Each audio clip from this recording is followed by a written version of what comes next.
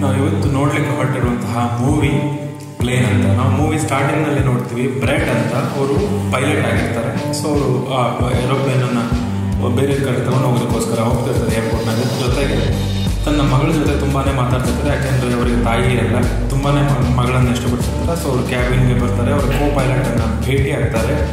So ಅವರಿಬ್ಬರು ತುಂಬಾ ಚೆನ್ನಾಗಿ ಮಾತಾಡ್ಲಿಕ್ಕೆ ಸ್ಟಾರ್ಟ್ ಮಾಡ್ತಾರೆ ಅವ್ರ ಬಗ್ಗೆ. ಆವಾಗ ಏರ್ ಹೋಸ್ಟರ್ಸ್ ಬಂದು ಹೇಳ್ತಾರೆ, ಒಂದು ಸ್ಪೆಷಲ್ ಟೋನಿ ಅನ್ನುವಂತಹ ಒಂದು ಖೈದಿಯನ್ನು ನೀವು ಕರ್ಕೊಂಡು ಹೋಗಬೇಕು ಈ ಪ್ಲೇನ್ನಲ್ಲಿ, ತುಂಬಾ ಡೇಂಜರಸ್ ಅವರು. ಸೊ ನೀವು ಇದನ್ನು ತಗೊಂಡು ಹೋಗಲೇಬೇಕು, ಒಂದು ಎಮರ್ಜೆನ್ಸಿಯಿಂದಾಗ ನಾವು ಬೇರೆ ವ್ಯವಸ್ಥೆ ಮಾಡಲಿಕ್ಕೆ ಆಗ್ತಾ ಇಲ್ಲ ಅಂತ. ಸೊ ಇದಕ್ಕೆ ಬ್ರೆಡ್ ಒಪ್ಕೊಳ್ತಾರೆ. ಇದನ್ನು ಅವರ ಕೋ ಪೈಲಟ್ ಮತ್ತು ಏರ್ ಹೋಸ್ಟರ್ಸ್ ಅದನ್ನು ತಿಳಿಸ್ತಾರೆ, ನಮ್ಮ ಜೊತೆ ಟೋನಿನೂ ಬರ್ತಿದ್ದಾರೆ ಅಂತ. ಸೊ ಇದೇ ರೀತಿ ಎಲ್ಲ. ಹಲೋ, ನಮಸ್ತೆ ಫ್ರೆಂಡ್ಸ್, ತಮಗೆಲ್ಲರಿಗೂ ಲೆಟ್ಸ್ ಡಿಸ್ಕೌಂಟ್ ಯೂಟ್ಯೂಬ್ ಚಾನಲ್ಗೆ ಆತ್ಮೀಯವಾದಂತಹ ಸುಸ್ವಾಗತ. ನೀವು ಇದೇ ಮೊದಲ ಬಾರಿಗೆ ನಮ್ಮ ಚಾನಲ್ ನೋಡ್ತಾ ಇದ್ದರೆ ದಯವಿಟ್ಟು ಲೈಕ್ ಮತ್ತು ಸಬ್ಸ್ಕ್ರೈಬ್ ಮಾಡಿ. ಪ್ಯಾಸೆಂಜರ್ಸ್ ಕೂಡ ಬರ್ತಾರೆ ಹೋಗ್ತಾರೆ. ಬ್ರೆಡ್ ಅಲ್ಲಿಂದ ಏರೋಪ್ಲೇನ್ನ ಸ್ಟಾರ್ಟ್ ಮಾಡ್ತಾರೆ. ಸೊ ಏರೋಪ್ಲೇನ್ ಸ್ಟಾರ್ಟ್ ಆಗಿ ಹೋಗ್ತಿರುವಾಗ ಬ್ರೆಡ್ ಹೇಳ್ತಿರ್ತಾರೆ, ನನ್ನ ಮಗ ತುಂಬಾ ಇಷ್ಟ, ಸೊ ನಾನು ಇದು ಕಂಪ್ಲೀಟ್ ಆದ ತಕ್ಷಣ ಜರ್ನಿ ನಾನು ಅವರನ್ನು ಭೇಟಿ ಆಗಬೇಕು ಅಂತ. ಹೀಗೆ ವಿಮಾನದಲ್ಲಿ ಅವರು ಪ್ರಯಾಣಿಸ್ತಿರುವಾಗ ವಿಪರೀತವಾದ ಸುಂಟರ ಗಾಳಿ ಮತ್ತು ಬಿರುಗಾಳಿಯಿಂದ ನಿಧಾನಕ್ಕೆ ವಿಮಾನದಲ್ಲಿ ತೊಂದರೆಗಳಾಗಲಿಕ್ಕೆ ಸ್ಟಾರ್ಟ್ ಆಗುತ್ತೆ. ಅಲ್ಲಿ ವೆದರ್ ಕಂಡೀಷನ್ ತುಂಬಾ ವರ್ಸ್ ಆಗಿರುತ್ತೆ. ಸೊ ಅವರು ತುಂಬಾ ಟ್ರೈ ಮಾಡ್ತಾರೆ ರೇಡಿಯೋದಲ್ಲಿ ಕನೆಕ್ಟ್ ಆಗಲಿಕ್ಕೆ, ಬಟ್ ಯಾವುದೇ ರೀತಿ ಕನೆಕ್ಷನ್ ಬರ್ತಾ ಇರಲ್ಲ. ಸೊ ಇದರಿಂದ ಬ್ರೆಡ್ ಮತ್ತು ಕೋ ಪೈಲಟ್ ತುಂಬಾ ವರಿ ಮಾಡ್ತಾರೆ, ಬಟ್ ಬ್ರೆಡ್ ತುಂಬ ಎಕ್ಸ್ಪರ್ಟ್ ಆಗಿರ್ತಾರೆ. ಸೊ ಹೀಗೆ ಜರ್ನಿ ಮಾಡ್ತಿರುವಾಗ ಒಂದು ಸಿಡಿಲಿನ ಕಾರಣದಿಂದಾಗಿ ಏರೋಪ್ಲೇನ್ನಲ್ಲಿರುವಂತಹ ಕರೆಂಟ್ ಹೊರಟೋಗುತ್ತೆ. ಸೊ ಅವ್ರು ಬಂದು ಎಲ್ಲ ಕೋ ಪ್ಯಾಸೆಂಜರ್ಸ್ ಏನಿದ್ದಾರೆ ಫ್ಲೈಟ್ ಒಳಗಡೆ ಅವ್ರನ್ನೆಲ್ಲರೂ ಕೂಲ್ ಆಗಿರಿ ಅಂತ ತಿಳಿಸಿರ್ತಾರೆ. ಸೊ ಇಮಿಡಿಯೇಟಾಗಿ ಮತ್ತೆ ಫ್ಲೈಟ್ ಇನ್ನೊಂದ್ಸಲ ಕ್ರ್ಯಾಶ್ ಆಗುತ್ತೆ. ಸೊ ಅದರಿಂದ ಬ್ರೆಡ್ಗೂ ಸಣ್ಣದಾಗಿ ಏಟ್ ಬೀಳುತ್ತೆ. ಸೊ ಮತ್ತೆ ಅವ್ರು ಪೈಲಟ್ ಸೀಟಿಗೆ ವಾಪಸ್ ಹೋಗ್ತಾರೆ. ಆ ವಿಪರೀತ ಸಿಡಿಲಿನ ಕಾರಣದಿಂದ ಎಂಟೈರ್ ಫ್ಲೈಟ್ನಲ್ಲಿರುವಂತಹ ಎಲೆಕ್ಟ್ರಿಕ್ ಹೋಗ್ಬಿಡುತ್ತೆ, ಕರೆಂಟ್ ಪವರ್ ಫ್ಲೈಟ್ನಲ್ಲಿ ಉಳಿಯಲ್ಲ. ಸೊ ಅವರು ಅದನ್ನು ಕಂಟ್ರೋಲಿಗೆ ತಗೊಳ್ಳೋಕ್ಕೆ ತುಂಬಾ ಪ್ರಯತ್ನ ಪಡ್ತಿರ್ತಾರೆ, ಬಟ್ ವಿಮಾನ ಯಾವುದೇ ರೀತಿ ಕಂಟ್ರೋಲಿಗೆ ಸಿಗಲ್ಲ, ಅದು ಡೌನ್ ಹೋಗ್ತಾನೆ ಹೋಗುತ್ತೆ. ಅವರಿಗೆ ರೇಡಿಯೋ ಕನೆಕ್ಷನ್ ಕೂಡ ಇರಲ್ಲ, ಯಾವುದಾದ್ರೂ ಹೆಲ್ಪನ್ನು ತಗೊಳ್ಳಿಕ್ಕೆ ಅಥವಾ ಹತ್ತಿರದಲ್ಲಿ ಏರ್ಪೋರ್ಟ್ ತಿಳ್ಕೊಳ್ಳಿಕ್ಕೆ. ಸೊ ತುಂಬಾ ಫಾಸ್ಟಾಗಿ ಅದು ಇನ್ನೇನು ಅಂದಾಗ ಅಪ್ಪಳಿಸ್ಬೇಕು ಅನ್ನೋ ರೀತಿಯಲ್ಲಿ ಹೋಗ್ತಾನೆ ಇರುತ್ತೆ. ಸೊ ಜೊತೆಗಿರುವ ಎಲ್ಲ ಪೈಲಟ್ಸ್ಗಳು ಪ್ಯಾಸೆಂಜರ್ಸ್ ತುಂಬಾ ಭಯಪಡ್ತಾರೆ. ಅದರಲ್ಲಿ ಆಫೀಸರು ಮತ್ತು ಒಂದು ಏರ್ ಹೋಸ್ಟರ್ಸ್ ಸಡನ್ ಆಗಿ ಬಿದ್ದುಬಿಟ್ಟು ಸತ್ತು ಹೋಗ್ತಾರೆ. ಸೊ ಆಗಲೂ ಬ್ರೆಡ್ ಅದನ್ನು ಮ್ಯಾಕ್ಸಿಮಮ್ ಅವರ ಎಲ್ಲ ಟ್ಯಾಲೆಂಟನ್ನು ಅನುಭವವನ್ನು ಉಪಯೋಗಿಸಿ ಏರೋಪ್ಲೇನನ್ನು ಕಂಟ್ರೋಲಿಗೆ ತಗೊಳ್ಳೋಕ್ಕೆ ತುಂಬಾ ಟ್ರೈ ಮಾಡ್ತಾರೆ. ಸೊ ಅದನ್ನು ಲ್ಯಾಂಡಿಂಗ್ ಮಾಡಲಿಕ್ಕೆ ಎಲ್ಲರೂ ಜಾಗ ಸಿಗ್ಬೋದು ಅಂತ. ಸೊ ಹೀಗೆ ಅವರು ಆ ಪರಿಸ್ಥಿತಿಯಲ್ಲಿರುವಾಗ ಸುತ್ತಮುತ್ತ ನೋಡ್ತಾ ಹೋಗ್ತಾರೆ. ಅಲ್ಲಿ ಒಂದು ಚಿಕ್ಕ ಲ್ಯಾಂಡ್ ಕಾಣಿಸ್ತಾ, ಐಲ್ಯಾಂಡು. ಆ ಐಲ್ಯಾಂಡ್ನಲ್ಲಿ ಅವರು ಫ್ಲೈಟನ್ನು ಲ್ಯಾಂಡಿಂಗ್ ಮಾಡ್ತಾರೆ. ಸೊ ಸಕ್ಸಸ್ಫುಲಿ ಲ್ಯಾಂಡಿಂಗ್ ಮಾಡ್ತಾರೆ. ಪ್ಯಾಸೆಂಜರ್ಸ್ಗೆ ಯಾರಿಗೂ ಏನೂ ತೊಂದರೆ ಆಗಲ್ಲ. ಸೊ ತುಂಬಾ ಖುಷಿ ಪಡ್ತಾರೆ, ತಮ್ಮ ಜೀವ ಉಳಿತು ಅಂತ. ಆದರೂ ವಿಮಾನದಲ್ಲಿ ಸಣ್ಣ ಬ್ಯಾಟ್ರಿ ಪವರ್ ಇದ್ದೇ ಇರುತ್ತೆ. ಸೊ ಎಲ್ಲ ಪ್ಯಾಸೆಂಜರ್ಸ್ಗಳನ್ನು ಅದರಿಂದ ಹೊರಗಡೆ ಕರ್ಕೊಂಡು ಹೋಗಿ ರೆಸ್ಕ್ಯೂ ಮಾಡಬೇಕಂತ ಎಲ್ಲ ಪ್ಯಾಸೆಂಜರ್ಸ್ ತಿಳಿಸ್ತಾರೆ. ಈ ಕಡೆ ಫ್ಲೈಟ್ನ ಓನರ್ ಏನಿರ್ತಾರೆ, ಅವರಿಗೆ ವಿಮಾನ ಎಲ್ಲಿ ಹೋಯಿತು ಏನಾಯಿತು ಅಂತ ಇನ್ಫಾರ್ಮೇಷನ್ ಸಿಕ್ಕಿರಲ್ಲ. ಅವರು ತುಂಬಾ ವರಿ ಮಾಡ್ತಾರೆ, ಯಾಕಂದರೆ ತುಂಬ ಜನ ಜೀವ ಇರುತ್ತೆ ಇದರಲ್ಲಿ. ಅವೆಲ್ಲ ಕೋ ವರ್ಕರ್ಸ್ ಹೇಳ್ತಾರೆ, ಇಮಿಡಿಯೇಟಾಗಿ ನೀವು ಅದನ್ನು ಫೈಂಡ್ ಔಟ್ ಮಾಡಲಿಕ್ಕೆ ಹುಡುಕಿ ಅಂತ. ಈ ಕಡೆ ಏರ್ ಹೋಸ್ಟರ್ಸ್ ಬ್ರೆಡ್ ಅವರಿಗೆ ತಿಳಿಸ್ತಾರೆ, ಟೋನಿ ಕರ್ಕೊಂಡ್ಬಂದಿರೋ ಆಫೀಸರ್ಸ್ ಹೋಗಿದ್ದಾರೆ. ಸೊ ಈಗ ನಮ್ಮದೇ ಸಂಪೂರ್ಣ ಜವಾಬ್ದಾರಿ ಅವರನ್ನು ನೋಡ್ಕೊಳ್ಳೋದು ಅಂತ. ಸೊ ಬ್ರೆಡ್ ಎಕ್ಸ್ಪ್ಲೇನ್ ಮಾಡ್ತಾರೆ, ಏನು ವರಿ ಮಾಡ್ಕೋಬೇಡಿ, ಖಂಡಿತ ಏನಾದರೂ ಒಂದು ಆಪ್ಷನ್ ಸಿಗುತ್ತೆ. ರೆಸ್ಕ್ಯೂ ಟೀಮ್ ಕೂಡ ನಮ್ಮನ್ನು ಹುಡುಕಲಿಕ್ಕೆ ಖಂಡಿತ ಅವ್ರು ಎಫರ್ಟ್ ಹಾಕ್ತಾರೆ. ಸೊ ನಾವು ಆದಷ್ಟು ಬೇಗ ಇದರಿಂದ ಬಚಾವ್ ಆಗ್ತೀವಿ ಅಂತ. ಸೊ ಮತ್ತು ಫುಡ್ಡು ಮತ್ತು ವಾಟರ್ ಪ್ರತಿಯೊಂದನ್ನು ಹಂಚ್ಕೊಂಡು ಯೂಸ್ ಮಾಡಿ, ಯಾಕೆಂದರೆ ಲಿಮಿಟೆಡ್ ಆಗಿರುತ್ತೆ. ಸೊ ಏನೂ ತೊಂದರೆ ಇಲ್ಲ, ನಾವು ಮತ್ತೆ ವಾಪಸ್ ಸಕ್ಸಸ್ಫುಲಿ ಊರಿಗೆ ಹೋಗ್ತೀವಿ ಅಂತ. ಒಂದು ರೆಸ್ಕ್ಯೂ ಎಕ್ಸ್ಪರ್ಟನ್ನು ಆ ಫ್ಲೈಟ್ನ ಓನರ್ ಕರೆಸ್ತಾರೆ. ಸೊ ಅವರಿಗೆ ನಡೆದಿರೋ ಸಿಚುವೇಶನನ್ನು ಎಕ್ಸ್ಪ್ಲೇನ್ ಮಾಡ್ತಾರೆ. ಅವರು ತುಂಬಾ ದೊಡ್ಡ ಎಕ್ಸ್ಪರ್ಟ್ ಆಗಿರ್ತಾರೆ. ಈ ಥರ ಸಾಕಷ್ಟು ಫ್ಲೈಟ್ಗಳು ಕಳೆದೋಗಿರೋದನ್ನು ಅವ್ರು ಹುಡುಕಿದ ಅನುಭವಗಳು ಅವ್ರ ಜೊತೆ ಇರುತ್ತೆ. ಸೊ ಅವರು ಎಲ್ಲ ಇನ್ಫಾರ್ಮೇಷನನ್ನು ಕಲೆಕ್ಟ್ ಮಾಡ್ಕೊಳ್ತಾರೆ. ಈ ಕಡೆ ಬ್ರೆಡ್ ಕೂಡ ಅದರಲ್ಲಿ ಹೋಗಿರುವಂತಹ ಫ್ಯೂಸ್ ಪ್ರತಿಯೊಂದನ್ನು ಚೆಕ್ ಮಾಡ್ತಾರೆ. ಸೊ ಫ್ಲೈಟ್ ಮತ್ತೆ ಅದನ್ನು ರೀಚಾರ್ಜ್ ಮಾಡಲಿಕ್ಕೆ ಸಾಧ್ಯತೆ ಇದೆಯಾ, ಫ್ಲೈಟ್ ಓಡಿಸ್ಲಿಕ್ಕೆ ಸಾಧ್ಯತೆ ಇದೆ ಅಂತ ನೋಡಲಿಕ್ಕೆ. ಸೊ ಇದನ್ನು ಅವರು ಒಂದು ಪ್ರೈವೇಟ್ ಐಲ್ಯಾಂಡ್ನಲ್ಲಿ ಮಾಡ್ತಿರ್ತಾರೆ. ಆ ಪ್ರೈವೇಟ್ ಐಲ್ಯಾಂಡು ಒಂದು ಉಗ್ರಗಾಮಿಗಳು, ಆ ದರೋಡೆಕೋರರು ಅದನ್ನು ಆಕ್ರಮಿಸ್ಕೊಂಡಿರ್ತಾರೆ. ಅಲ್ಲಿ ಯಾವುದೇ ಗೌರ್ಮೆಂಟ್ ಇಂಟರ್ಫಿಯರ್ ಆಗಲ್ಲ. ಸೊ ಇದನ್ನು ಕೋ ಪೈಲಟ್ ಅವರಿಗೆ ಎಕ್ಸ್ಪ್ಲೇನ್ ಮಾಡ್ತಾರೆ. ಇನ್ ಕೇಸ್ ನಾವಿದ್ದ ತಕ್ಷಣ ಹೊರಡಲಿಲ್ಲ ಅಂದರೆ ಅವರು ನಮ್ಮನ್ನು ತುಂಬಾ ತೊಂದರೆ ಕೊಡ್ಬೋದು, ನಮ್ಮನ್ನು ಕೊಲ್ಲಲೂಬಹುದು ಅಂತ ಕೋ ಪೈಲಟ್ ಬ್ರೆಡ್ ಅವರಿಗೆ ತಿಳಿಸ್ತಾರೆ. ಬ್ರೆಡ್ ಹೇಳ್ತಾರೆ, ನಾನು ಹೋಗಿ ಏನಾದರೂ ಹೆಲ್ಪ್ ಸಿಗುತ್ತಾ ಅಥವಾ ಕಾಂಟ್ಯಾಕ್ಟ್ ಮಾಡಲಿಕ್ಕೆ ಏನಾದರೂ ಆಪ್ಷನ್ ಸಿಗುತ್ತಾ ನೋಡ್ತೀನಿ ಅಂತ. ಅಲ್ಲಿಂದ ಬ್ರೆಡ್ ಅವರು ಹೊರಡ್ತಾರೆ. ಜೊತೆಗೆ ಟೋನಿಯನ್ನು ಅವರು ಕರ್ಕೊಂಡು ಹೋಗ್ತಾರೆ. ತನ್ನ ಜೊತೆಗೆ ಟೋನಿ ಬರೋದು ಒಳ್ಳೆಯದು, ಯಾಕಂದರೆ ಪ್ಯಾಸೆಂಜರ್ಸ್ ಇರೋದ್ರಿಂದ ಅವ್ರಿಗೆ ತೊಂದರೆ ಆಗಬಾರ್ದು. ಸೊ ನಾನು ಹ್ಯಾಂಡಲ್ ಮಾಡಬಲ್ಲೆ ಅನ್ನೋ ಕಾನ್ಫಿಡೆನ್ಸ್ ಇಂದ ಅವರು ಟೋನಿಯನ್ನು ಕರ್ಕೊಂಡು ಏನಾದರೂ ಹೆಲ್ಪ್ ಸಿಗ್ಬೋದಾ, ಏನಾದರೂ ಇನ್ಫಾರ್ಮೇಷನ್ ಸಿಗ್ಬೋದೇನೋ ಕಾಂಟ್ಯಾಕ್ಟ್ಗೆ ಅಂತ ಇಬ್ಬರೂ ಅಲ್ಲಿಂದ ಹೊರಡ್ತಾರೆ. ಸೊ ಈಗ ನಾವು ನೆಕ್ಸ್ಟ್ ಸಿಚುವೇಶನ್ ನೋಡ್ತೀವಿ. ಅಲ್ಲಿ main head of the camp, ಉಗ್ರಗಾಮಿಗಳ ತಂಡದ ನಾಯಕ ಇರ್ತಾನೆ, ಅವನಿಗೊಬ್ಬ ಬಂದು ತಿಳಿಸ್ತಾನೆ, ಈ ಥರ ಒಂದು ಪ್ಲೇನ್ ಇಲ್ಲಿ ಲ್ಯಾಂಡ್ ಆಗಿದೆ, ಸೊ ನಮಗದರಿಂದ ತುಂಬಾ ಹೆಲ್ಪ್ ಆಗುತ್ತೆ, ಅವ್ರನ್ನ ಇಟ್ಕೊಂಡು ನಾವು ತುಂಬ ದುಡ್ಡನ್ನು ಮಾಡ್ಬೋದು ಅಂತ. ಅವ್ರು ಇದೇ ಥರ ಪ್ಯಾಸೆಂಜರ್ಸನ್ನು ಕರ್ಕೊಂಬಂದು ಕೂಡಿಟ್ಟು ಜೀವ ಬೆದರಿಕೆ ಬಡ್ಡಿ ದುಡ್ಡನ್ನು ಕಲೆಕ್ಟ್ ಮಾಡ್ತಿರ್ತಾರೆ. ಅಲ್ಲಿ ಯಾವುದೇ ಗೌರ್ಮೆಂಟ್ ಕೂಡ ಅಲ್ಲಿ ಎಂಟ್ರಿ ಕೊಡೋಕೆ, ಯಾಕಂದ್ರೆ ಪ್ರೈವೇಟ್ ಆಗಿದೆ. ಸೊ ಅವರಿಬ್ಬರು ಟೋನಿ ಮತ್ತು ಬ್ರೆಡ್ ಕೂಡ ಕಾಡಲ್ಲಿ ಇಬ್ಬರು ಮಾತಾಡ್ತಾ ಹೋಗ್ತಿರ್ತಾರೆ. ಅವರಿಬ್ಬರ ಬಗ್ಗೆ ತಿಳ್ಕೊಳ್ಳಿಕ್ಕೆ ಟ್ರೈ ಮಾಡ್ತಿರ್ತಾರೆ. ಸೊ ಹೀಗೆ ಮಾತಾಡ್ತಾ ಹೋಗುವಾಗ ಟೋನಿ ಇದಕ್ಕಿದ್ದ ಹಾಗೆ ಅಲ್ಲಿಂದ ಮಾಯ ಮಾಡಿಬಿಡ್ತಾರೆ. ಅವರು ಕಾಡಿನಲ್ಲಿ ತಪ್ಪಿಸ್ಕೊಂಡು ಹೊರಟುಬಿಡ್ತಾರೆ. ಬ್ರೆಡ್ ಒಬ್ಬನೇ ಈಗ ಕಾಡಿನಲ್ಲಿ ಮುಂದುವರಿತಾ ಹೋಗ್ತಾರೆ, ಯಾಕಂದರೆ ಟೋನಿನೂ ಇವಾಗಿರಲ್ಲ. ಅಲ್ಲಿ ಒಂದು ಅವರಿಗೆ ಚಿಕ್ಕ ಒಂದು ಮನೆ ಸಿಗುತ್ತೆ. ಅದೇ ಈ ಕಡೆ ನಾವು ನೋಡ್ತೀವಿ, ಬ್ರೆಡ್ನ ಇನ್ಫಾರ್ಮೇಷನನ್ನು ಆ ರೆಸ್ಕ್ಯೂ ಎಕ್ಸ್ಪರ್ಟು ತಿಳ್ಕೊಳ್ತಿರ್ತಾರೆ. ಬಟ್ ಅವರು ಆ ಒಂದೆರಡು ಸಿಚುವೇಶನ್ಗಳನ್ನು ನೋಡಿ ತುಂಬಾ ಖುಷಿ ಪಡ್ತಾರೆ, ಯಾಕಂದರೆ he is very much talented ಅಂತ. ತಕ್ಷಣ ಒಂದು ಪ್ರೈವೇಟ್ ರೆಸ್ಕ್ಯೂ ಟೀಮ್ಗೆ ಇನ್ಫಾರ್ಮ್ ಮಾಡ್ತಾರೆ, ಸೊ ನೀವು ಯಾವುದೇ ಕ್ಷಣದಲ್ಲಾದರೂ ಹೆಲ್ಪ್ಗೆ ಆ ಐಲ್ಯಾಂಡ್ಗೆ ಹೋಗಬೇಕಾಗುತ್ತೆ ಅಂತ. ಸೊ ಈಗ ಬ್ರೆಡ್ ಅವರು ಹೋಗ್ತಿರ್ತಾರೆ, ಒಂದು ಚಿಕ್ಕ ಹಳೆ ಬಿಲ್ಡಿಂಗ್ ಕಾಣುತ್ತೆ, ಅಲ್ಲೊಂದು ಫೋನ್ ಕನೆಕ್ಷನ್ಸ್ ಇರುತ್ತೆ. ಸೊ ಅದನ್ನು ಕನೆಕ್ಟ್ ಮಾಡ್ಕೊಂಡು ಫೋನ್ ಮಾಡಿ ಇನ್ಫಾರ್ಮ್ ಮಾಡ್ತಾರೆ, ಈ ಥರ ನಾವು ಲ್ಯಾಂಡ್ ಮಾಡಿದ್ದೀನಿ ಅಂತ. ಬಟ್ ಅದು ತುಂಬಾ ಡಿಸ್ಟರ್ಬೆನ್ಸ್ ಇರೋದ್ರಿಂದ, ಸಿಗ್ನಲ್ ವೀಕ್ ಇರೋದ್ರಿಂದ ಇವ್ರು ಹೇಳೋ ಇನ್ಫಾರ್ಮೇಷನ್ ಅವರಿಗೆ ಗೊತ್ತಾಗಲ್ಲ. ತಕ್ಷಣ ಬ್ರೆಡ್ ಅವರು ತನ್ನ ಮಗಳಿಗೆ ಕಾಂಟ್ಯಾಕ್ಟ್ ಮಾಡ್ತಾರೆ. ಮಗಳಿಗೆ ಫೋನ್ ಮಾಡಿಬಿಟ್ಟು ಪ್ರತಿಯೊಂದು ಇನ್ಫಾರ್ಮೇಷನನ್ನು ಕೊಟ್ಟು ತಕ್ಷಣ ಆ ಫ್ಲೈಟ್ ಓನರ್ಗೆ ತಿಳಿಸ್ಬೇಕು ಅಂತ ಹೇಳ್ತಾರೆ. ಅದೇ ಟೈಮಲ್ಲಿ ಒಂದು ಉಗ್ರಗಾಮಿ ಒಂದು ದುಷ್ಕರ್ಮಿ ಬಂದು ಅವ್ರ ಮೇಲೆ ಅಟ್ಯಾಕ್ ಮಾಡ್ತಾನೆ. ಆ ಅಟ್ಯಾಕ್ ಮೇಲೆ ಅವರು ಮತ್ತೆ ಚೌಕನ್ನು ಹಾಕಿ ಅವ್ರನ್ನ ಅದನ್ನು ಬಚಾವಾಗ್ತಾರೆ. ಅಲ್ಲಿ ಇನ್ನೂ ಜನ ಬಂದಿರೋ ಸೌಂಡ್ ಕೇಳುತ್ತೆ, ಯಾರು ಅಂತ ಅಡ್ಕೊಂಡು ನೋಡ್ತಿರ್ತಾರೆ. ಬಟ್ ಅಲ್ಲೇ ಟೋನಿ ಬಂದಿರ್ತಾರೆ. ಟೋನಿ ಆ್ಯಕ್ಚುಲಿ ತುಂಬ ಒಳ್ಳೆ ಮನುಷ್ಯ ಆಗಿರ್ತಾರೆ. ಸೊ ಅವರು ಬ್ರೆಡ್ಗೆ ಹೆಲ್ಪ್ ಮಾಡಬೇಕು ಅಂತ ಹೋಗಿ ಗನ್ಗಳನ್ನು ಮತ್ತು ಜೀಪನ್ನು ಕಲೆಕ್ಟ್ ಮಾಡ್ಕೊಂಡು ಬಂದಿರ್ತಾರೆ. ಸೊ ಅವರಿಬ್ಬರು ಅಲ್ಲಿಂದನೇ ಹೊರಡ್ತಾರೆ, ಅವರಿಬ್ಬರೂ ಹೊರಡ್ತಾರೆ. ಬಟ್ ಅವರಿಗೆ ಅಲ್ಲಿ ಗೊತ್ತಾಗುತ್ತೆ ಇದು ತುಂಬಾ ಡೇಂಜರಸ್ ಪ್ಲೇಸು, ನನ್ನ ಜೊತೆಗಿರುವ ಎಲ್ಲ ಪ್ಯಾಸೆಂಜರ್ಸ್ ಜೀವನಕ್ಕೂ ತುಂಬಾ ಕಂಟಕಾಗಿದೆ.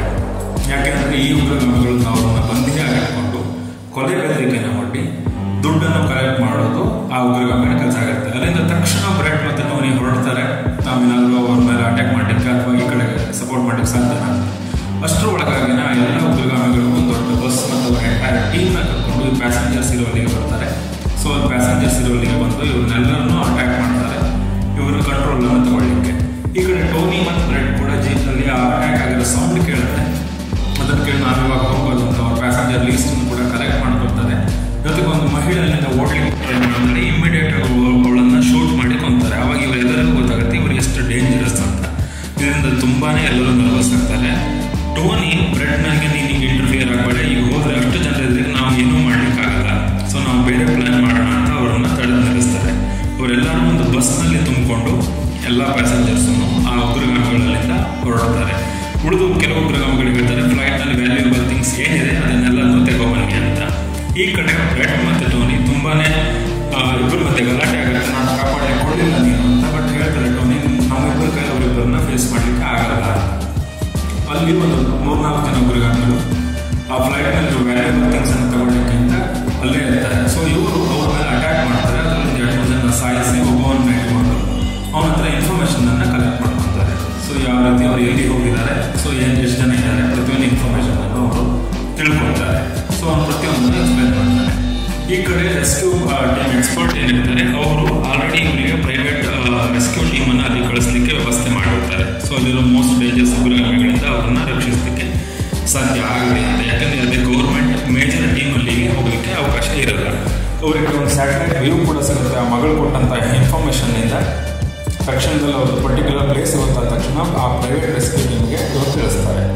ಈ ಕಡೆ ಟೋನಿ ಮತ್ತು ಬ್ರಾಡ್ ಅನ್ನೋರು ಅವರಿರುವಂತಹ ಕಿಡ್ನ್ಯಾಪ್ ಮಾಡ್ಕೊಂಡು ಹೋಗಿರುವಂತಹ ಜಾಗಕ್ಕೆ ಹೋಗ್ತಾರೆ. ಅಲ್ಲಿ ಅವರು ಆಲ್ರೆಡಿ ಶೂಟಿಂಗ್ ಸ್ಟಾರ್ಟ್ ಮಾಡಿರ್ತಾರೆ, ನಿಮ್ಗೆ ಯಾವ ದೇಶ ಏನು ಅಂತ. ಯಾಕೆಂದರೆ ಅದನ್ನ ಇಟ್ಕೊಂಡು ಅವ್ರನ್ನ ಭಯಪಡಿಸ್ಲಿಕ್ಕೆ ಸಾಧ್ಯ ಆಗಲಿ ಅಂತ. ರೆಸ್ಕ್ಯೂ ಟೀಮ್ ಅಲ್ಲಿ ಬರುತ್ತೆ, ಪ್ಲೇನ್ ಲ್ಯಾಂಡ್ ಆಗಿದೆ. ಅವರು ಅವರು ಶರ್ಟ್ ಮೇಲೆ ಬರೆದಿಟ್ಟು ಹೋಗಿರ್ತಾರೆ, ಸೊ ಈ ಥರ ಅಟ್ಯಾಕ್ ಆಗಿದೆ, ಈ ಥರ ಪ್ಲೇಸಲ್ಲಿ ನಮ್ಮನ್ನು ಕೂಡಿಟ್ಟಿದ್ದಾರೆ ಅಂತ. ಇದನ್ನು ನೋಡಿದ್ರು ರೆಸ್ಕ್ಯೂ ಟೀಮ್ಗೆ ತಕ್ಷಣ ಗೊತ್ತಾಗುತ್ತೆ. ಸೊ ಅಲ್ಲಿದ್ದಾರೆ ಅವರು ಅಂತ ಅಲ್ಲಿಂದ ಹೊರಡ್ತಾರೆ. ಇವರು ನಿಧಾನವಾಗಿ ಹಿಂದಿನಿಂದ ಟೋನಿ ಮತ್ತು ಬ್ರೆಡ್ ಅಲ್ಲಿರೋ ಒಬ್ಬೊಬ್ಬ ಉಗ್ರಗಾಮಿಗಳನ್ನು ಸಾಯಿಸ್ತಾ ಬರ್ತಾರೆ. ಯಾಕೆಂದರೆ ಅಲ್ಲಿರೋ ಪ್ಯಾಸೆಂಜರ್ಸನ್ನು ರಕ್ಷಿಸಲಿಕ್ಕೆ ಸಾಧ್ಯ ಆಗಲಿ ಅಂತ. ಇದೇ ರೀತಿ ಅವರನ್ನು ಕೂಡಿಟ್ಟಂತಹ ಒಂದು ಚಿಕ್ಕ ಕೋಣೆಗೆ ಬರ್ತಾರೆ. ಅಲ್ಲಿ ನಿಧಾನವಾಗಿ ಎಲ್ಲರನ್ನೂ ರಕ್ಷಿಸಲಿಕ್ಕೆ ಸಾಧ್ಯ ಆಗುತ್ತೆ. ಅವರಲ್ಲಿಂದ ಹೊರಗಡೆ ಕರ್ಕೊಂಡು ಬರ್ತಾರೆ. ಈ ಕಡೆ ಟೋನಿ ಅವರ ಕೆಪಾಸಿಟಿಯಿಂದ ಸಾಕಷ್ಟು ಗಾರ್ಡ್ಗಳನ್ನು ಅಲ್ಲಿ ಉಗ್ರಗಾಮಿಗಳಿದ್ದಾರೆ, ಅವನ್ನೆಲ್ಲರನ್ನೂ ಸಾಯಿಸ್ತಾರೆ. ಜೊತೆಗೆ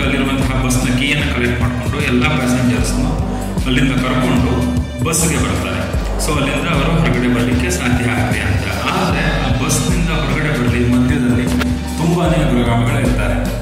ಅವಾಗ ಬ್ರೆಡ್ ತನ್ನ ಜೀವನ ತಾನು ಮತ್ತೆ ಇಡ್ಲಿಕ್ಕೆ ರೆಡಿಯಾಗಿ ಅವ್ರು ಹೇಳ್ತಾರೆ, ನಾನು ಅವಾಗ ಅವ್ರನ್ನ ಡಿಸ್ಟ್ರಾಕ್ಟ್ ಮಾಡ್ತೀನಿ, ಸೊ ನೀವು ಡ್ರೈವ್ ಮಾಡಿಕೊಂಡು ಪ್ಲೇನ್ ಕಡೆ ಹೋಗಿ ರೆಸ್ಕ್ಯೂ ಟೀಮ್ ಇದೆ, ಅವ್ರು ನಿಮಗೆ ಹೆಲ್ಪ್ ಮಾಡ್ತಾರೆ. ಸೊ ಇದನ್ನ ಬ್ರೆಡ್ ಅವ್ರು ತಿಳಿಸಿ ತಕ್ಷಣ ಉಗ್ರಗಾಮಿ ಇರೋರಿಗೆ ಹೋಗ್ತಾರೆ. ಅವ್ರ ಮಧ್ಯೆ ತುಂಬಾನೇ ಗಲಾಟೆ ಆಗುತ್ತೆ. ಬ್ರೆಡ್ ತುಂಬಾನೇ ಕೆಣಕ್ತಾರೆ ಅವ್ರನ್ನ, ಯಾಕಂದ್ರೆ ಟೋಟಲಿ ಡಿಸ್ಟ್ರಾಕ್ಟ್ ಆಗಲಿ ಅಂತ. ಅವರಿಗೆ ತುಂಬಾನೇ ಏಟುಗಳು ಕೂಡ ಬೀಳುತ್ತೆ, ಚೆನ್ನಾಗಿ ಹೊಡಿತಾರೆ ಅವ್ರಿಗೆ ಕೂಡ. ಅಷ್ಟರ ಒಳಗಾಗಿ ರೆಸ್ಕ್ಯೂ ಟೀಮ್ ಅಲ್ಲಿಗೆ ಬಂದಿರುತ್ತೆ. ಸೊ ಅಲ್ಲಿ ತುಂಬಾನೇ ಶೂಟಿಂಗ್ ಫೈರಿಂಗ್ಗಳು ನಡೆಯುತ್ತೆ, ತುಂಬಾನೇ ಫೈಟಿಂಗ್ ಆಗಿ ಅಲ್ಲಿ ಬಂದಂತಹ ರೆಸ್ಕ್ಯೂ ಟೀಮ್ ಅಲ್ಲಿರೋ ಎಲ್ಲ ಉಗ್ರಗಳನ್ನು ಒಬ್ಬೊಬ್ಬರನ್ನೇ ಸಾಯಿಸ್ತಾ ಹೋಗ್ತಾರೆ. ತಕ್ಷಣ ಬ್ರೆಡ್ ಅನ್ನು ಅವರು ರಕ್ಷಣೆ ಮಾಡಿಕೊಂಡು ಅವರಿರೋ ಬಸ್ಗೆ ಹೋಗ್ತಾರೆ. ಸೊ ತಕ್ಷಣ ಅವರು ಬಸ್ ಅನ್ನು ತಗೊಂಡು ಅದರಲ್ಲಿ ಆ ತಂಡದ ನಾಯಕನ ತಮ್ಮನು ಕೂಡ ಸತ್ತೋಗಿರ್ತಾನೆ. ಅವ್ರು ಹೇಳ್ತಾರೆ, ಪ್ರತಿಯೊಬ್ಬರನ್ನೂ ಉಳಿಸ್ಬೇಡಿ, ಕೊಂದರಕ್ಕೆ ಅಂತ. ಸೊ ಅಷ್ಟೊತ್ತುಗಳಿಗಾಗಿ ಆ ಬಸ್ ಅನ್ನು ಅವರು ತಗೊಂಡು ಸೀದಾ ಪ್ಲೇನ್ ಇರುವಂತಹ ಜಾಗಕ್ಕೆ ಹೋಗ್ತಾರೆ. ಅವಾಗ ಪ್ರೈವೇಟ್ ರೆಸ್ಕ್ಯೂ ಟೀಮ್ ಅವ್ರು ಹೇಳ್ತಾರೆ, ನಾವು ಚಿಕ್ಕ ಟೀಮು, ಮೇಜರ್ ಟೀಮ್ ಬರೋಕ್ಕೆ ತುಂಬಾನೇ ಟೈಮ್ ತಗೊಳುತ್ತೆ ಅಂತ. ಬಟ್ ಅಷ್ಟು ಟೈಮ್ ಅವ್ರ ಹತ್ರ ಇರುತ್ತೆ, ಯಾಕಂದ್ರೆ ಅಷ್ಟರೊಳಗಡೆ ಇವರಿಂದ ತಪ್ಪಿಸ್ಕೊಂಡು ಹೋಗಿಲ್ಲ ಅಂತಾದ್ರೆ ಇವರೆಲ್ಲರೂ ಆ ಉಗ್ರಗಾಮಿಗಳು ಸಾಯಿಸಾಕ್ಬಿಡ್ತಾರೆ. ಸೊ ಅವ್ರು ತಿಳಿ ಮತ್ತೆ ಪ್ಲೇನ್ ಹತ್ರ ಹೋಗ್ತಾರೆ. ಅಲ್ಲಿರುವಂತಹ ಉಳಿದ ಎಲೆಕ್ಟ್ರಿಕ್ ಪವರ್ ಅನ್ನು ತಗೊಂಡು ತಾನು ಈ ಫ್ಲೈಟ್ ಅನ್ನು ಮತ್ತೆ ಹಾರಿಸಬಲ್ಲೆ, ಬೇರೆ ಕಡೆ ಲ್ಯಾಂಡಿಂಗ್ ಮಾಡಬಲ್ಲೆ ಅಂತ ಅಲ್ಲಿರೋ ಎಲ್ಲ ಪ್ಯಾಸೆಂಜರ್ಸ್ಗೆ ಕಾನ್ಫಿಡೆನ್ಸ್ ಅನ್ನು ಕೊಡ್ತಾರೆ. ಅಷ್ಟರ ಒಳಗಾಗಿ ಆ ಉಗ್ರಗಾಮಿಗಳು ಇವರಿರೋ ಜಾಗಕ್ಕೆ ಅಟ್ಯಾಕ್ ಮಾಡಲಿಕ್ಕೋಸ್ಕರ ಬಂದೇ ಬರ್ತಾರೆ, ಯಾಕೆಂದ್ರೆ ಇವ್ರನ್ನೆಲ್ಲರೂ ಸಾಯಿಸಬೇಕು ಅಂತ. ಬಟ್ ಅದಾದ್ಮೇಲೆ ನಾನೀಗ ಫ್ಲೈಟನ್ನು ನೀವು ಕೂಲ್ ಆ್ಯಂಡ್ ಕಾಮ್ ಆಗಿ ಇಡೀ ನಮ್ಮ ಜೊತೆ ಏನೂ ತೊಂದರೆ ಆಗಲ್ಲ, ನಾವು ರಕ್ಷಿಸ್ತೀವಿ ಅಂತ. ತಕ್ಷಣ ಅವರೆಲ್ಲರೂ ಫ್ಲೈಟ್ ಹತ್ಕೊಳ್ತಾರೆ. ಈ ಕಡೆ ಉಗ್ರಗಾಮಿಗಳ ಟೀಮ್ ಕೂಡ ಅಷ್ಟೊತ್ತಿಗೆಲ್ಲ ಅಟ್ಯಾಕ್ ಮಾಡುತ್ತೆ. ಬಟ್ ಇವ್ರ ಹತ್ರ ಇರುವ ಸ್ಪೆಷಲ್ ವೆಪನ್ಸ್ ಇಂದ ಅವರನ್ನಲ್ಲೇ ಹೋಲ್ಡ್ ಮಾಡ್ತಾರೆ. ಸೊ ತುಂಬಾನೇ ದೊಡ್ಡ ಫೈರಿಂಗ್ ಅಲ್ಲಿ ಆಗುತ್ತೆ. ಅಲ್ಲಿರುವ ಎಲ್ಲರೂ ಒಬ್ಬರು one by one rescue team ಅವರು ಸಾಯಿಸ್ತಾ ಬರ್ತಾರೆ. ಆ ಉಗ್ರಗಾಮಿಗಳು ಕೂಡ ತುಂಬಾನೇ ಬರ್ಸ್ಟ್ ಆಗಿರೋದ್ರಿಂದ ಸಿಚುವೇಶನ್ ಉಗ್ರಗಾಮಿಗಳು ಕೂಡ ತುಂಬಾನೇ ಫೈಟ್ ಕೊಡ್ತಿರ್ತಾರೆ. ರೆಸ್ಕ್ಯೂ ಟೀಮ್ ಕೂಡ ಹಾಗೆ ಇರುತ್ತೆ. ಟೋನಿಯನ್ನು ಕೂಡ ಜೊತೆಗೆ ಬರ್ಲಿಕ್ಕೆ ಹೇಳ್ತಾರೆ, ಬಟ್ ಟೋನಿ ಬರೋಕ್ಕಾಗಲ್ಲ, ಯಾಕೆಂದ್ರೆ ಬಂದ್ರೆ ಮತ್ತೆ ಪೊಲೀಸ್ ಹಿಡ್ಕೊತಾರೆ. ಸೊ ಟೋನಿ ನಾನು ರಕ್ಷಣೆ ಕೊಡ್ತೀನಿ, ನೀವು ಹೊರಡಿ ಅಂತ ತಿಳಿಸ್ತಾರೆ. ನಿಧಾನವಾಗಿ ಫ್ಲೈಟ್ ಅನ್ನು ಸ್ಟಾರ್ಟ್ ಮಾಡ್ತಾರೆ. ಅದು ಸಕ್ಸಸ್ಫುಲಿ ಸ್ಟಾರ್ಟ್ ಆಗುತ್ತೆ, ಯಾಕಂದ್ರೆ ಅದರಲ್ಲಿ ಒಂದಷ್ಟು ಬ್ಯಾಟ್ರಿಗಳು ಉಳ್ಕೊಂಡಿರುತ್ತೆ. ಟೋನಿಗೆ ಅಲ್ಲಿ ಒಂದು ಬ್ಯಾಗ್ ಫುಲ್ ಆಫ್ ಮನಿ ಸಿಗುತ್ತೆ, ತುಂಬಾ ಹಣ ಇರುವಂತಹ ಒಂದು ಬ್ಯಾಗ್ ಸಿಗುತ್ತೆ, ಜೊತೆಗೆ ಗನ್ ಕೂಡ ಸಿಗುತ್ತೆ. ಅವರು ಆದಷ್ಟು ಹೊತ್ತನ್ನು ಅದನ್ನು ಹೋಲ್ಡ್ ಮಾಡ್ತಾರೆ, ಯಾಕಂದ್ರೆ ಅಲ್ಲಿರೋರೆಲ್ಲ ಫ್ಲೈಟ್ಗೆ ಸೇರಿಕೊಳ್ಳಿ, ನಾನು ಓಡ್ ಹೋಗ್ಬೋದು ಅಂತ. ಸೊ ಎಲ್ಲ ರೆಸ್ಕ್ಯೂ ಟೀಮ್ ಅವರು ಕೂಡ ಬಂದು ಫ್ಲೈಟ್ ಹತ್ಕೊಳ್ತಾರೆ. ಆಲ್ರೆಡಿ ಈ ಕಡೆ ಫ್ಲೈಟ್ ಓನರ್ ಮತ್ತು ರೆಸ್ಕ್ಯೂ ಟೀಮ್ ಅವರು ಇನ್ಫಾರ್ಮ್ ಮಾಡ್ತಾರೆ, ಈ ಥರ ಸಿಚುವೇಶನ್ ಹೀಗಿದೆ, ನಾವು ಫ್ಲೈಟನ್ನು ಮತ್ತೆ ಟೇಕ್ ಆಫ್ ಮಾಡ್ತಿದ್ದೀವಿ ಅಂತ. ಟೋನಿ ಅವರು ತಕ್ಷಣ ಅಲ್ಲಿಂದ ಹಣ ಮತ್ತು ಗನ್ನನ್ನು ತಗೊಂಡು ಓಡೋಗ್ಬಿಡ್ತಾರೆ. ಈ ಕಡೆಗೆ ಉಗ್ರಗಾಮಿ ಮೇನ್ ಮುಖಂಡ ಮತ್ತು ಅವನು ಒಬ್ಬ ಜೊತೆಗಾರ ಇವರನ್ನು ಸಾಯಿಸಲೇಬೇಕು ಅಂತ ದೊಡ್ಡ ಗನ್ನುಗಳಿಂದ ಅಟ್ಯಾಕ್ ಮಾಡಲಿಕ್ಕೆ ಸ್ಟಾರ್ಟ್ ಮಾಡ್ತಾರೆ. ಬಟ್ ಈ ಕಡೆ ಟೋನಿ ಅವರಿಗೆ ತುಂಬಾ ಹೆಲ್ಪ್ ಮಾಡ್ತಾರೆ, ಪ್ರೊಟೆಕ್ಷನ್ ಅನ್ನು ಕೊಡ್ತಾರೆ. ಅಷ್ಟರ ಒಳಗಾಗಿ ಬ್ರ್ಯಾಡ್ ಅವರು ಆ ಫ್ಲೈಟನ್ನು ಅಲ್ಲಿಂದ ಹಾರಿಸ್ತಾರೆ. ಸೊ ಅಲ್ಲಿ ಆ ಉಗ್ರಗಾಮಿ ಕೂಡ ಸಿಕ್ಕೋಗ್ತಾನೆ. ಟೋನಿಗೆ ತುಂಬಾ ಖುಷಿ ಆಗುತ್ತೆ, ಅವರು ಅಲ್ಲಿಂದ ಹೊರಟು ಹೋಗ್ತಾರೆ. ಸೊ ಅದನ್ನು ಹೈಟಲ್ಲಿ ಹಾರಿಸ್ಲಿಕ್ಕೆ ಅವ್ರಿಗೆ ಸಾಧ್ಯ ಆಗ್ತಾ ಇರಲ್ಲ, ತುಂಬ ಲೋಯರ್ ಲೆವೆಲಲ್ಲಿ ಆ ಫ್ಲೈಟನ್ನು ಅವರು ಹಾರಿಸ್ತಿರ್ತಾರೆ. ಸೊ ಇದೇ ರೀತಿ ಹಾರಿಸ್ಕೊಂಡು ಅವರು ಆಲ್ರೆಡಿ ರೇಡಿಯೋ ಕನೆಕ್ಷನ್ ಬಿಲ್ಡ್ ಆಗಿರುತ್ತೆ. ಅವ್ರ ಇನ್ಫಾರ್ಮೇಷನ್ ಅನ್ನು ತಗೊಂಡು ಒಂದು ಚಿಕ್ಕ ಏರ್ಪೋರ್ಟ್ ಇದೆ ನಿಯರ್ ಬೈ ಇದೆ ಅಂತ ಅಲ್ಲಿಗೆ ತಂದವರು ಸಕ್ಸಸ್ಫುಲಿ ಆ ವಿಮಾನವನ್ನು ಲ್ಯಾಂಡ್ ಮಾಡ್ತಾರೆ. ತುಂಬಾ ಎಕ್ಸ್ಪರ್ಟ್ ಆಗಿರೋದ್ರಿಂದ ಇದರಿಂದ ಸಾಧ್ಯ ಆಗುತ್ತೆ. ಎಲ್ಲರಿಗೂ ತುಂಬಾ ಖುಷಿ ಆಗುತ್ತೆ, ಯಾರಿಗೂ ಏನೂ ಪ್ರಾಬ್ಲಮ್ ಆಗಿರಲ್ಲ. ಎಲ್ಲರೂ ಆ ಜೀವನದಿಂದ ರಕ್ಷಣೆ ಆಗೋ ಜೀವನಕ್ಕೆ ಏನೂ ತೊಂದರೆ ಆಗಿರಲ್ಲ, ತುಂಬಾ ಖುಷಿ ಪಡ್ತಾರೆ. ಬ್ರ್ಯಾಡ್ಗೂ ಚಿಕ್ಕ ಪುಟ್ಟ ಏಟುಗಳಾಗಿರುತ್ತೆ, ಅವರು ತುಂಬಾ ಹೆಲ್ಪ್ ಮಾಡ್ತಾರೆ. ಇರೋ ಎಲ್ಲಕ್ಕೂ ಅಷ್ಟೊತ್ತಿಗೆ ಅಲ್ಲಿ ರೆಸ್ಕ್ಯೂ ಟೀಮ್ ಕೂಡ ಬರುತ್ತೆ, ಅಲ್ಲಿ ಎಲ್ಲ ಗಾಯಾಳುಗಳನ್ನು ಅವರು ರಕ್ಷಣೆ ಮಾಡ್ತಾರೆ. ಸೊ ಬ್ರ್ಯಾಡ್ನ ಸಕ್ಸಸ್ಫುಲ್ ಆ ಒಂದು ಟೆಕ್ನಿಕನ್ನು ನೋಡಿ, ಅವರ ಎಕ್ಸ್ಪರ್ಟನ್ನು ನೋಡಿ ಎಲ್ಲರೂ ಅವರನ್ನು ತುಂಬಾ ಅಪ್ರಿಷಿಯೇಟ್ ಮಾಡ್ತಾರೆ. ಬ್ರ್ಯಾಡ್ ಅವರು ತನ್ನ ಮಗಳಿಗೆ ಕಾಲ್ ಮಾಡಿ, ನಾನು ಜೀವಂತವಾಗಿದ್ದೀನಿ,